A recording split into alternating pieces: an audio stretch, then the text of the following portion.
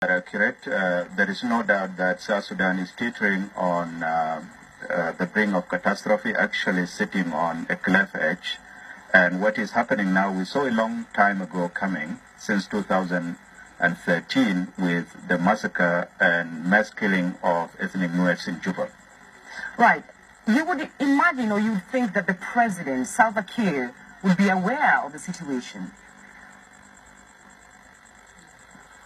Well, even if he's aware of the situation, is part of the grand scheme, is part of the grand strategy to get people who are opposed to him, and by extension, constituencies and communities that are in support of what he calls the rebellion.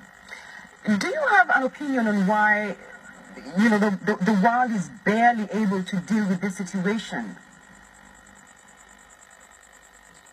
Well, understandably, the global community is spread on the horns of dilemma, dealing with so many emergencies at the moment, and South Sudan, which had almost receded to the back scene of international priorities, given the peace agreement in 2005 and the referendum in 2011, which led to the independence. It did not occur to anybody that it is going to bounce back in this kind of escalation and intensity, which is taking everybody by surprise and also is generating a lot of disappointment too.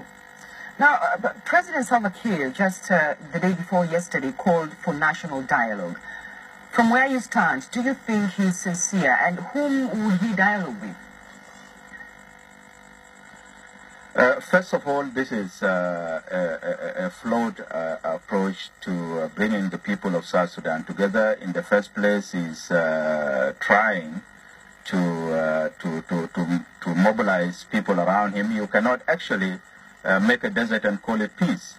He undermined the peace agreement in July. He has not been committed to the signing of the peace agreement in the first place.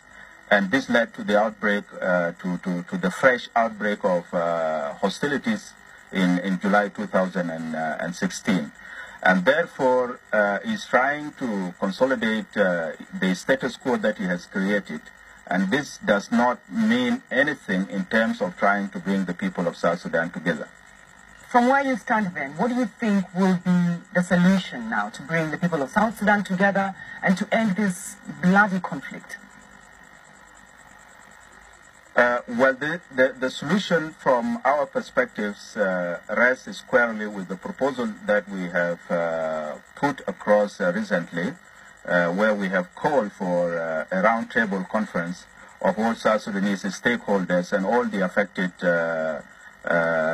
constituencies, so that we are able to have a clean break from the status quo that has created this kind of stagnation. And what we are putting on the table is what we call a caretaker administration of technocrats around the country for 5 years, leading to the general election at the end of the interim period, and move away completely from the kind of transitions that have now failed the country and are escalating conflict and are exposing our people to very bad future and consequences like genocide and all that you have. So a technocrat transition group is what you're proposing.